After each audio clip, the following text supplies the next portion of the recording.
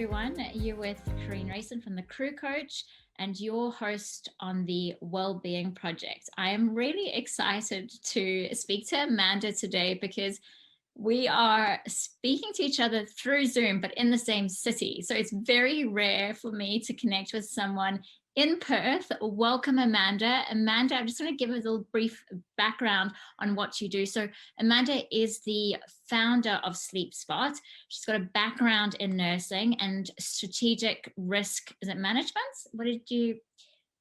Management, perfect. Okay, so yeah, Amanda, over to you. Maybe if you can just share a little bit more about your background and why you started this amazing company. Thanks, Karine.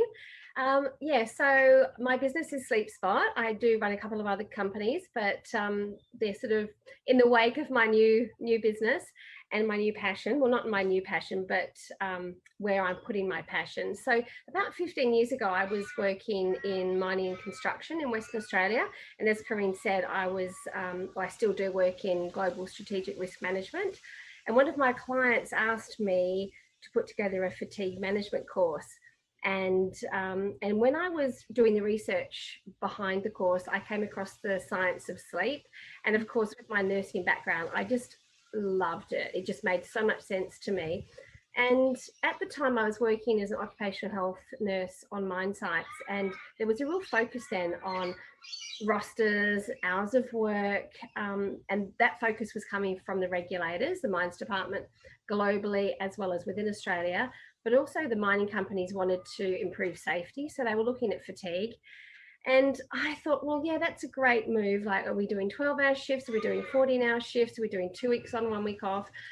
But I really saw the significant change that we could have in people's lives, particularly, around safety, but also around their enjoyment in life was sleep and optimizing people's sleep. So since then, I have just devoured everything I possibly can about sleep and the research behind it. And I love, just reading research articles and pulling out the really interesting bits. And I think part of the overwhelm with information on any topic is there's so much. Where do we go? Where's our source of truth? And so what I do with Sleep Spot is I unpack that science of sleep.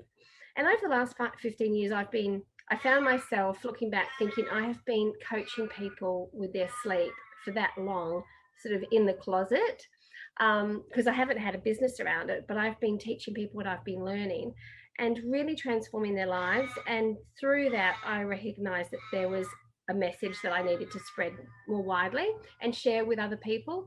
Of course, there's a monetizing aspect to that as well, because I wasn't so much enjoying what I was doing with my risk management work.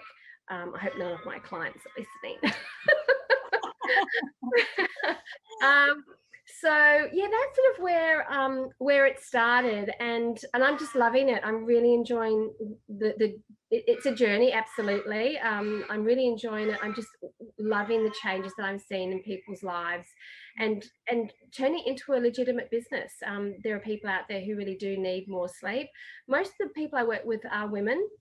And they're women, the ambitious women who are looking to optimize their performance. So, working so hard, cramming more and more into their days. And through sleep, there are so many benefits, and optimizing your performance through more energy, more focus, more creativity, better memory. I probably need some more sleep. And yeah, they're the people that I predominantly work with, but I work with many different people, and the language is the same, whether I'm talking to you with your community of people in the super yacht industry, or whether I'm talking to a group of postmenopausal women or young teenagers. The message around sleep is the same. Yeah, absolutely. Yeah. And we were just discussing before we got on this call, Amanda has kindly done a little bit of research on her own about the industry. And as Amanda has never worked in the industry before, however, she has read that we don't get a lot of sleep. We're working back to back, it's interrupted sleep, and how this impacts our well-being and in turn our mental health. A lot of my clients see me for burnout, and I can see the correlation between burnout as well as mental health issues such as depression or anxiety. So even substance abuse disorder is another one. So I highly encourage my clients to reflect on their current habits on board and how they can incorporate self-care. And sleep is a form of self-care. So it's looking at how do you prepare yourself for a good night's rest. So I'd love to hear your insight around the culture with regards to yachting and how we can sort of put things into place to have a good night's sleep. Yeah, certainly. And just going back to your comment, Karine, about mental well-being and self-care and burnout, and sleep is very much hand in glove with mental illness, whether it's or mental well-being. So it's, you know, if you're feeling stressed. So earlier, well, it was last week, I had some microsurgery on my shoulder. I was at my mum's house looking after her with my dad was in hospital, still running 3 businesses. And I really did, and I was launching a new website, and I was really feeling quite overwhelmed. But also what was happening was I was actually sleeping, as creepy as it sounds, in my mum's bed with her. And not getting a great night's sleep. In fact, some of the worst night's sleeps I've had since I had a young child. And so those stresses were just compounded by my lack of sleep. When we sleep well and we wake up feeling energized, we're so much more able to deal with stress. Yeah. So I think everyone can relate to feeling tired and just someone pushes a button just ever so slightly, and all of a sudden it's meltdown, whether it's tears or anger, but it comes out as an outburst, and we're not able to, monitor our emotions as well. So yeah, it's a really important connection to make. So if people are feeling, not necessarily just depressed, but just even, a low mood, but certainly depression, and any other sort of anxiety type of illnesses, look at your sleep. Sleep is a really, really important one to look at. Now, when people talk to me about sleep, they always say, well, how much sleep should I get? And unfortunately, I can't give you the answer because there's so much variability. What I can say is that over 2/3 of women don't sleep enough, and over 1/3 of the global population don't sleep enough. That's a significant number of people who aren't sleeping enough. And the number of people who are sleeping less than 7 hours a night is significantly on the rise. And the average that the research is showing that adults need to sleep is between 7.5, and that's a real minimum, to 10 hours. And really, you need to work out what you need. So sort of duration of sleep is something which is very personal, and you don't need sleep trackers to work that out. It's basically, how do you feel when you wake up in the morning after an 8-hour sleep? I can rock the world after 8 hours of sleep.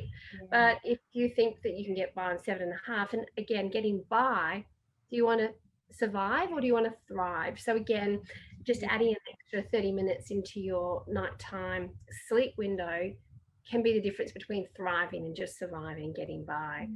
But in terms of what can you do, and I guess I'm trying not to swing too much in my hanging chair here. Mind you, your community is probably all rocking in their boat. True. They used to sing movements, but you're taking me to Bali. I just feel like, oh, yeah. Really? Why not bring Bali at home if you can't go to Bali? True. No, East Fremantle. So yeah, look, my knowledge, as Karine has said, is very limited in terms of the yachting industry. I've spent some time on yachts. I worked on a long line fishing boat off the back of Rottnest for a number of years as a second job. It was a side hustle, crazy enough.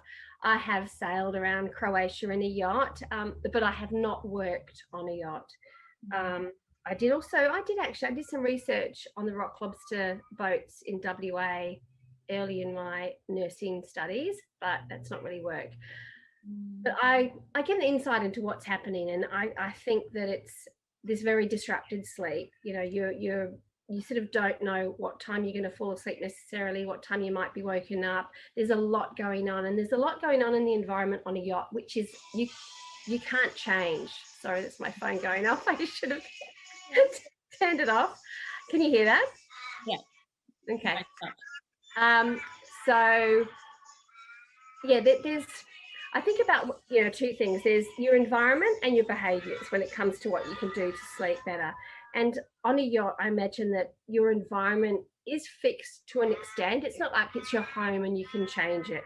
You can't put up block out blinds necessarily, but there's a few things that you can do. So I'll start with environment. And you know, your environment to sleep is a really important starting place, because I think it's easier to change than your behaviors. So we'll get to them afterwards.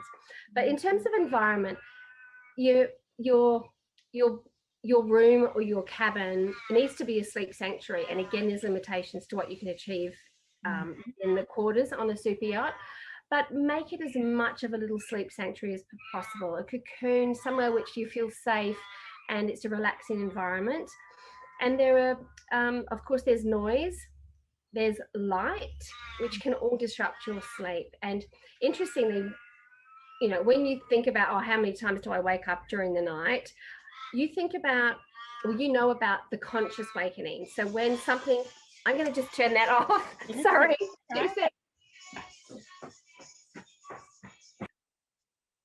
Okay, we're back.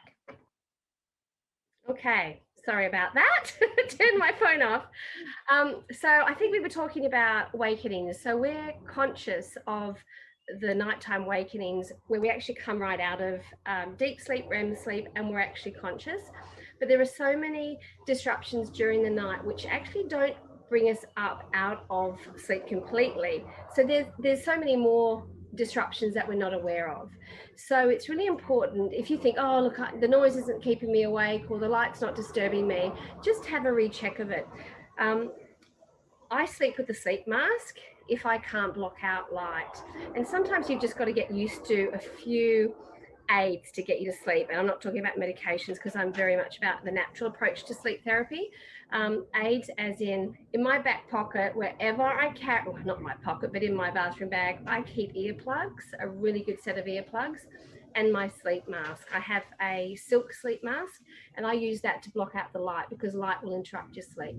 Earplugs are a godsend. They are, yeah, I don't know how many more hours sleep I get a night. I have a husband who snores and snores and snores.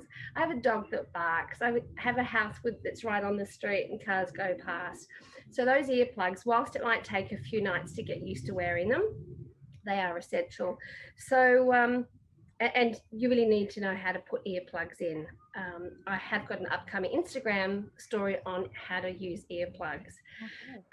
Yeah, which is, you know, my dad swore he wasn't going to wear earplugs when he went into hospital last week. Oh, they just, you know, I can't sleep, intensive care, I don't want to go in. And I said, just wear earplugs, Dad. No, I can't wear them. I've tried them for years. They don't work for me. So I showed him how. And the next morning I spoke to him, and he was all these years, and I just haven't known how to use earplugs. So it's a really simple thing. So we've talked about light.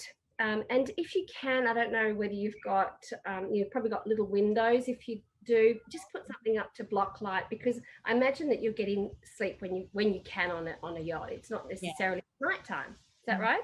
Yes, you have your breaks. Like I know in my breaks, I was completely out. Like it's 20-minute break, and I was in a deep sleep, and I'd wake up and I wouldn't know what day, what time, what shift. Yeah.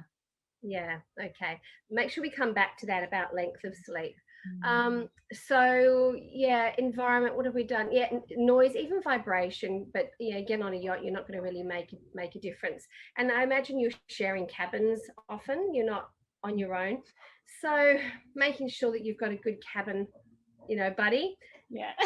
Maybe you can't choose that so much, but just being respectful, it's also being respectful of their time when they're trying to sleep as well. Certainly putting a sleep mask on is a real indication that, hey, Karine is trying to sleep, so I'm going to be a little bit more sensitive around. Yes. You know what I mean? Like it's not just, oh, she's just having, yeah, it's a cue. It's like, yeah.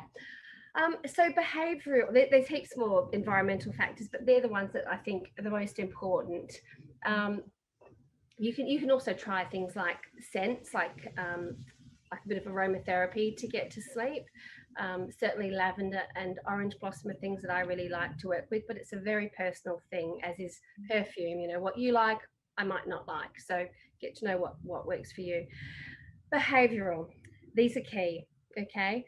I don't think that your audience, your community, Karine, is lacking in sunlight exposure. Yeah. But I will just briefly talk about it. Exposure to sunlight is really, really important first thing in the morning. So if you are feeling tired when you wake up in the morning and you're, well, even if you're waking up after an afternoon snooze or you're doing a shift and you wake up mid-afternoon, exposure to sunlight, exposure to light is what activates our body clock, and we get a burst of cortisol, we get a burst of adrenaline, and those are the things that increase our heart rate, our blood pressure, and get us going for the day, which is helping us to wake up and feel energized. But one of the really key things that it also does is it sets a timer for melatonin to be released in about 12 to 14 hours time. So say for example, yeah, it's really interesting. I wake up a bit later than I should at the moment because the days are getting shorter, but I usually wake up about 6 o'clock and I will get up, go to the bathroom, and then I come outside and I will either sit in this hammock or hanging chair, or I might do a little bit of pruning. I might scoop the leaves off the pool, but I get exposure to sunlight. If it's a sunny day, 15 minutes is all you need. If it's overcast or cloudy, you might need a bit longer. But that exposure to sunlight, and what's happening is the sun is at a really low solar angle, and your melanopsin cells in your retinas, because you've got two of them, are super sensitive to that particular wavelength of light. Once the sun is overhead, it's very, very difficult to reset your body clock. And we need to reset our body clocks because we have a 24-hour day, but our body clocks actually run a little bit longer than 24 hours, which is a bit crazy when you think, wow, why is that? So it's about 24.3 on average. So we need to just reset it every day and get that, the light and dark cycles really kicking in and out. So exposure to sunlight, there's, what you eat and when you eat it is really important. What are the meals like when you're in the super yacht? It's just snacking, or do you actually have three meals? What You have 3 meals, and then there's like I want to say snack bar, but there's in the crew mess you've got access to snacks whenever you want, and the chefs, they have to prepare meals where there's enough salad, greens and meats and carbs, so it's well balanced and attends to everyone's dietary requirements as well. So it sounds like it's a good spread of food on offer. Yeah. I'm curious to know though, alcohol, how does that impact sleep? Yeah, alcohol, people think that it's a great sleep aid, and it's not. It's a sleep. Alcohol is a type of sedative. It has sedative effects, and sedation is not sleep. So we need to really get that right. Sedation is not sleep.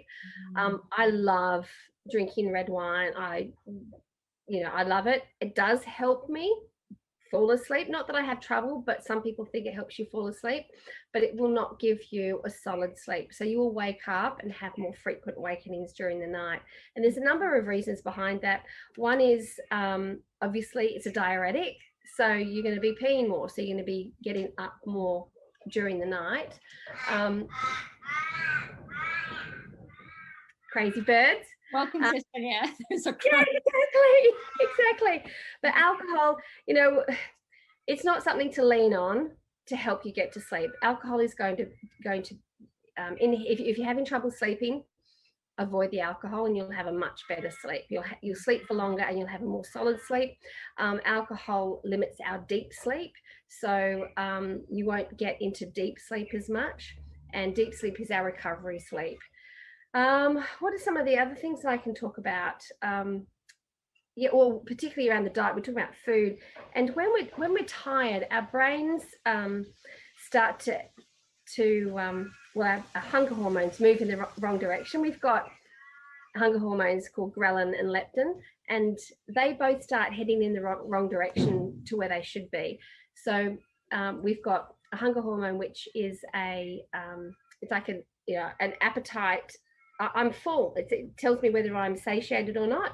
And there's also a hunger hormone, and they're called leptin and ghrelin, and they head in the wrong direction. So when I'm sitting on the couch at night here, which I'm doing less and less now because I'm working so hard, but when I'm sitting on the couch and I'm tired, I'm going to be getting up and I'm going to be searching for food, even though I have just had a full meal. And I'm also going to be searching for the wrong food. So I'm going to be looking for the starchy, high sugar foods. Yeah. And so it's just something to be mindful of, don't be reaching for starchy, sugary foods when you are tired.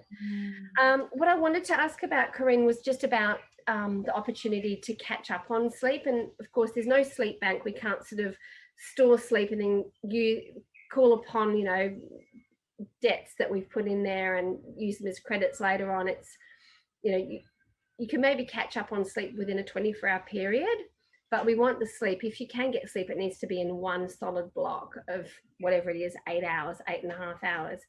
But it sounds like within your environment that you teach in, that's not the case, that you're not going to get that solid block necessarily. Are they split? So predominantly people split their sleeps over 2 periods, or is it you just get a block and then you try and catch up during the day if it's been insufficient?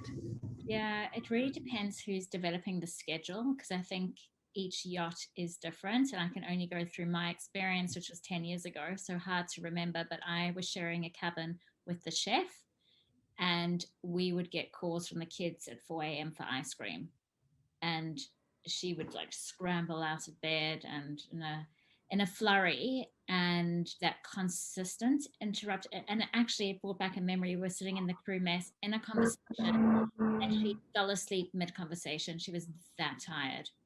Wow. Nodding off to sleep. Yeah.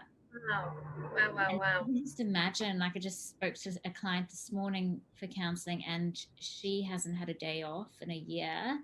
And the owners basically live on board, plus they do charters. So it's really, really intense. You've worked in an isolating industry, so you would also know the impact of working in an isolating industry.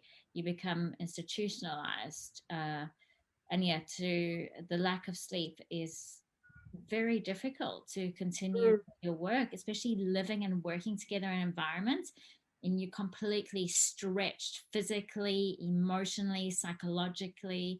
So yeah, it's not easy. It's tough. Yeah. A reflection today about growth in my membership. I'm doing a teaching on growth and fixed mindsets. And with growth mindset, it's all about grit and having that perseverance and resilience. And that industry certainly taught me grit. I'm so grateful, because I think it would be so hard for me to be a business owner without that background. Yeah, true. Very true. And part of the grit with sleep is it's unfortunately, grit doesn't work well for sleep, because people are so gritty in their work and their personal endeavors or their work endeavors that they're giving up sleep. I think it must be so challenging in the yachting industry, because your mind adapts very quickly to lack of sleep. So last week I described I think there was 3 nights of bad sleep. The first morning I felt like crap. Second morning, blah. Third morning, I was starting to feel like, I'm okay. And your body quickly adapts to a new normal, but it's so not the new normal. You're starting to behave like you're drunk. And there's some real, that's some very quality peer-reviewed research out there, and not one, but multiple studies that demonstrate that people who are sleep deprived respond similarly to somebody who is inebriated. So someone who's been drinking alcohol to the point that they're drunk. So it's really important to remember that we may not feel that we are sleep deprived, but there are some, real signals around that, yawning excessively, waking up feeling like you could just sleep for another day or a few hours, daytime sleepiness. You look like you've got daytime sleepiness, or am I just putting you to sleep? No, not at all. But I was going to ask you this, but normally around 3 o'clock, I hit the afternoon slump and I get really tired. So I'm like, I should ask Amanda what that's about. It is. It's an afternoon slump. So, yeah, your body temperature, your circadian rhythm, it's not just this sort of constant up and down. There are a couple of peaks. Interesting, there's also a peak late in the evening. So when you probably experience this as I do, you're sitting there at your computer working away, go and have dinner, and then you get this extra like, whoa, I'm on fire. Yeah, which is a natural peak. And how we have evolved to develop that peak is really interesting, and there are some ideas behind it. But that peak, I think we just need to be mindful of, that we don't jump on the peak and start riding it. We need to go, okay, I can probably be a little bit productive, but I don't want to be too stimulating with what I'm doing. In the afternoon, when you've got that mid-afternoon slump, what are you going to do? Wow. Ideally, get some sleep. So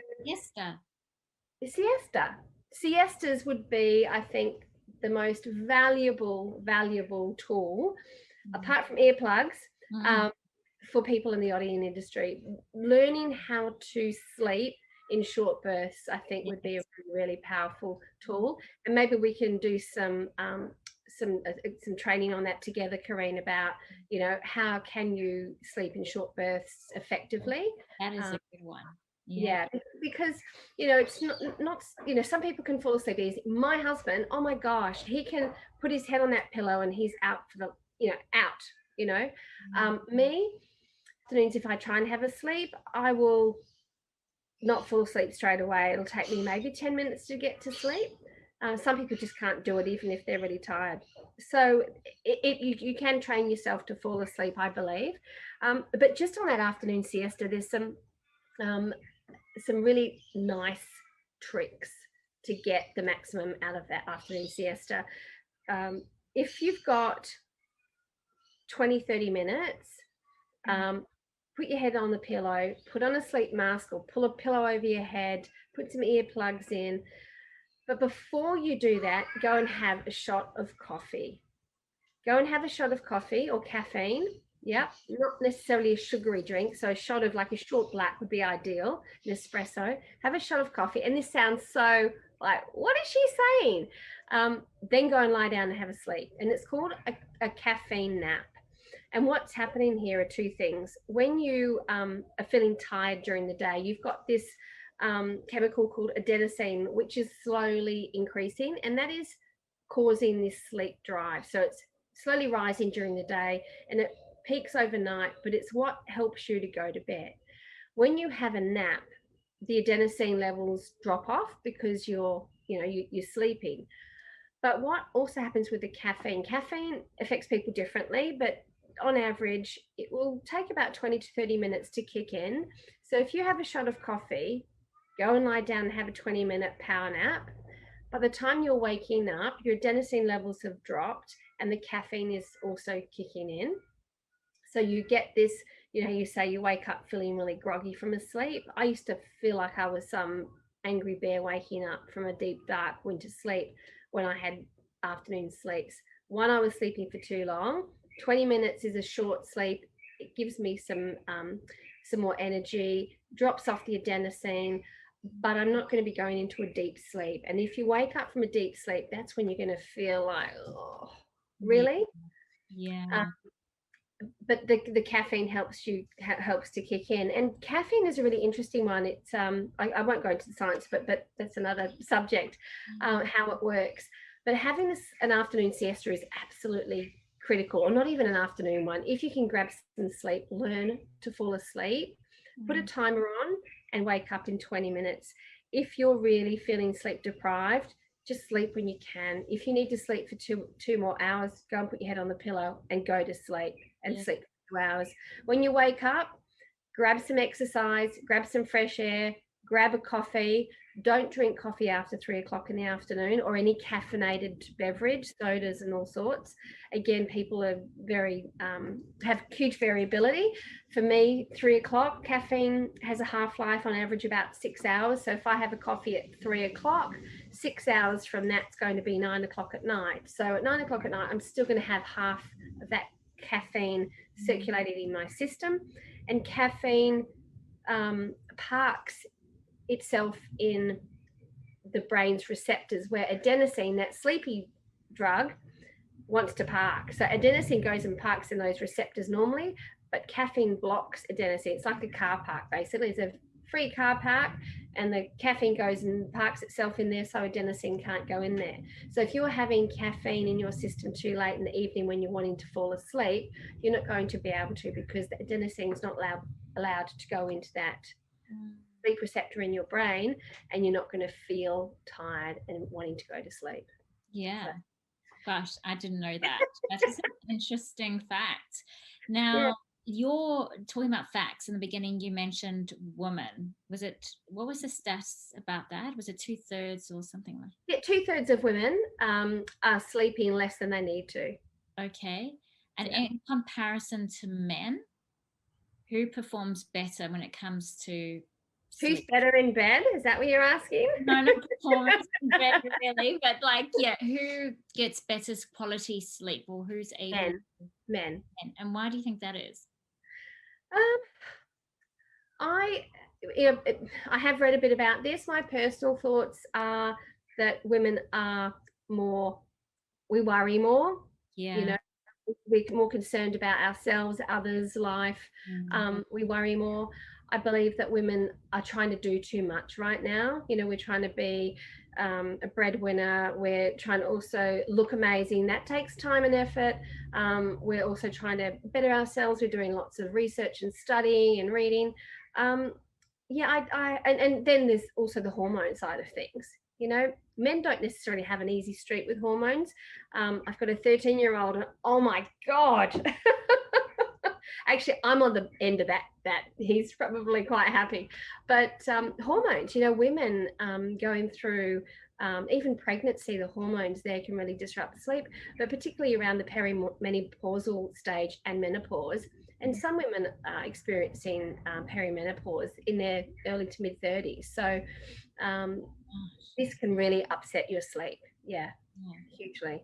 Wow, Amanda, thank you so much for your time and your wealth of knowledge. How can people find you, and do you have a resource that people can download, or what do you have available? Yeah, I have a few.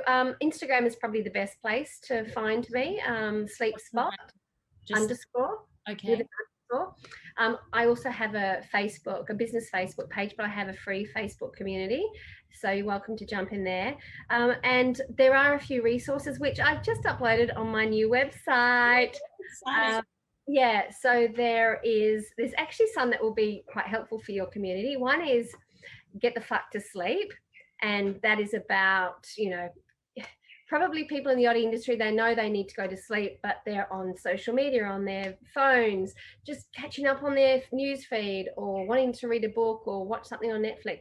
Get the fuck to sleep. Make use of that time and go to sleep. That's what that resource is about. And it's the kick in the butt that we all need, me included. What else have I got on there? How to survive a bad night's sleep. That's another one for you guys. Yeah. So they're mini courses, so but they're free. So they're really short. You can jump in and out whenever you want. And there's a third one. What's the third one? I can't remember what the third one is. I should. Can't remember. They can out. They can reach out and ask.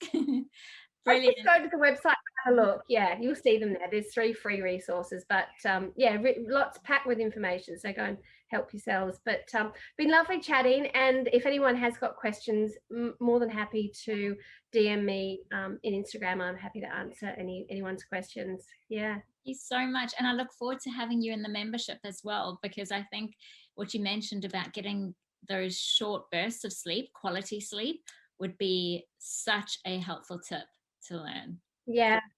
Happy to help out. Yeah. Thanks, Amanda.